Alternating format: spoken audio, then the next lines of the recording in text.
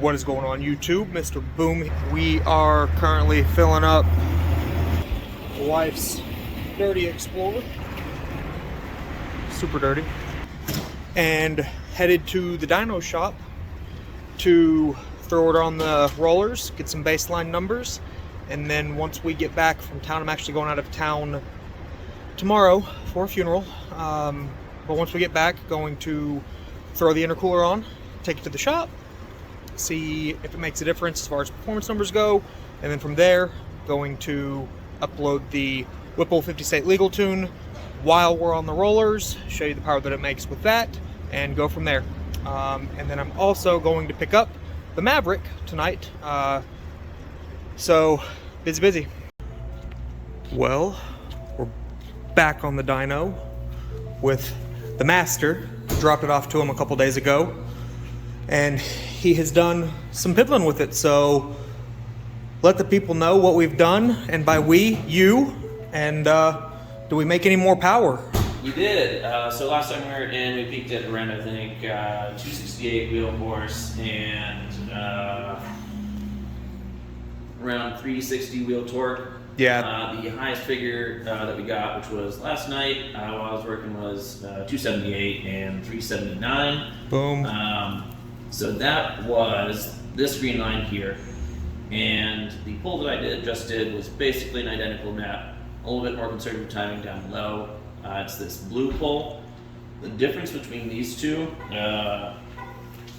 is really, the reason why the shape of the curve looks significantly different is, one, I started at a slightly later RPM, 2,000 RPM here versus about 2,500 RPM for this blue curve. Mm-hmm. But what I did, the difference between those two was the method that I got the RPM signal into the dyno computer. Yep. So kind of a quick, dirty, easy way to get a RPM signal is going to be going off of wheel speed. So basically, as the dyno roller is moving, as the wheel is rolling with it, you can program a ratio for whatever test gear you're working with. In this case, we've been doing 4th gear. Yep. And as you accelerate, it will use that as the engine RPM input. On manual transmission cars, this works great. On cars with dual clutch transmissions that are basically constantly engaged in a direct physical connection between engine and transmission, that works fine. In something that has a conventional torque converter, that can be problematic because you have a fluid coupling that isn't necessarily always tied together. Boom. So what we've done for this blue line here is, rather than using the wheel speed ratio, what we're actually doing is using what is called an inductive clamp. So this right here, you put a wire right in through there. In this case, we are doing the signal wire to one of the coil packs. Yep. That way, every time that there is a signal to that coil pack to ignite the spark plug, you have basically a signal to the dyno computer that says the cylinder's about to fire. We have completed one, complete engine cycle. So that's your engine speed. So that kind of takes a little bit of the slip of the torque converter out of the equation and allows for a nice, smoother power curve that doesn't have that big spike, which really doesn't exist. It's just because there is a difference in actual engine speed versus what the dyno computer thinks. Gotcha. So, but yeah, otherwise the power curve's looking pretty good. I think we still have a good bit, or a little bit to go. We are still not free.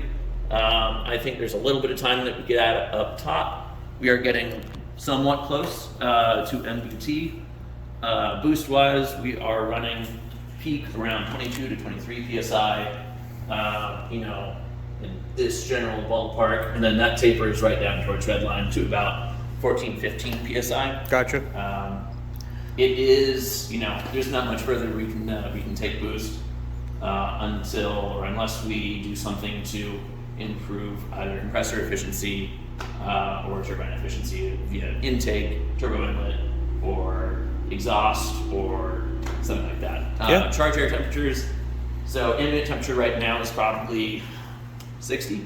Yeah. 35, Yeah, like I think that's about what it says. So I can't remember this last poll, but we've been starting polls maybe around 80 degrees for post intercooler air temperatures, and finishing these polls around, I don't know, 105, 110. Yeah. So like a 30, 35 degree increase maybe, which isn't great.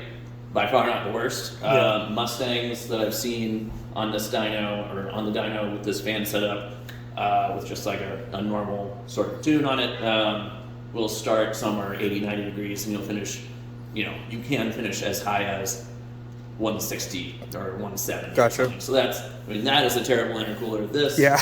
not great. You're still getting a 30 degree increase, but it's not as bad as other EcoBoosts that I've seen. Gotcha. But yeah, so looking up top near red line. So this line right here is 190 horsepower. We're maybe 175. Yep. And then right here we are at 260. So we picked up, what is that? 9,500 horsepower. 70? Yeah. So a good amount right up top. So also the transmission shift schedules are, here, I'll move this so we can see what RPM we're looking at right here. So at wide open throttle, the stock transmission shift schedule, basically when it's commanding the next gear to shift into, is going to be shifting, 58, 5,900 RPM.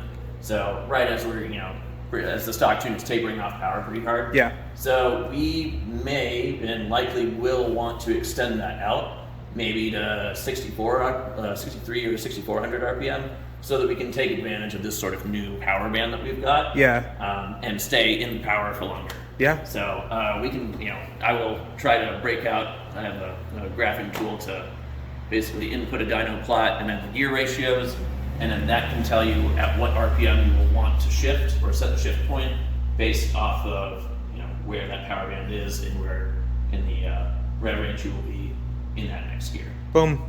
So well, definitely excited to see. I mean, we picked up what I think 15 pound-feet of torque and another 10 horsepower just from the last time. So with this cooler weather, we'll take it out once we get back into town and see if there's any difference, especially with the new power curve.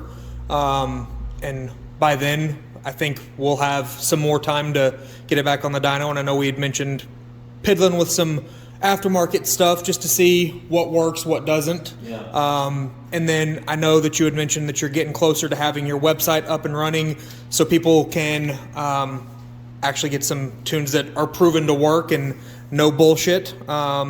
So once we get that situated, I'll make sure to put that link in the bio and see if we can't get other people into the 13s and better. So stay tuned for more progress, guys. I'm going to get this, get some pulls on the street made and see if it makes any difference, and we'll go from there. So, boom. What's going on, guys? It's the next morning. Didn't get a chance to take the Maverick out last night. Got home late, had to finish up a couple sets of headlights. As I mentioned, I'm going out of town today to a funeral, so I'll be away from Maverick stuff for a week or so. But wanted to go over, I had a couple people asking what all has been done to the Maverick so far and what else is being done to it. So, as I've mentioned in the past, lowering has always been one of the things that I was planning on doing. The lowering kit finally made it here. I am doing the Ford Escape lowering kit for the 2020 and newer all-wheel drive Escape. Shout out to the guy that did what I wouldn't do and spending $400 on the springs to see if it would work. It just wasn't worth it to me because I was still kind of undecided if I wanted to go static or if I wanted to spend the money to do the bolt-in bag kit. But the springs are here. You can see they are the H&R springs. Nice box, solid packaging. Look pretty good. And I love that they are blue. It'll go with the blue accents on the Maverick extremely well. So that's cool. Once I get back into town, that's going to be the next little bit of content that sorry about that. I know you guys don't want to see my bald head. The next little bit of content that I put out for you guys. I'm also going to be taking the truck out once I get back into town and doing some new 0 to 60 pulls, a few quarter-mile test hits to see if we picked up any more power. Well, we obviously picked up more power, but if we picked up any more performance, and if it, you know, the power curve as you guys saw in the video, if it makes any difference on the launch and staying in the power band. And then once we get back into town and I can go to the shop, we're going to do a little more trans tuning. The truck is losing a little bit of timing in between shifts. That way it basically keeps from blowing the engine and messing with the turbos, is the simplified way of putting it. But if we can keep it in the better RPMs and keep that timing up there and keep it in boost a little bit more, then I feel like, and Sam feels like, it should drop that time even another tenth, which, you know, 1 or 2 more tenths will put us 13.6, 13.7, which would be cool. So quick walk around for you guys. One of the things that everybody asks, what wheels are they? They are Verde Axis wheels, I believe was the name of them.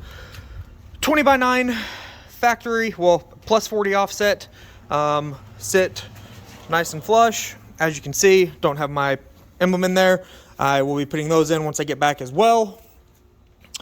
Obviously, I've done my tail lights, my emblem, have the spoiler, have the LED smoked third brake light, which I'll be getting those on the website.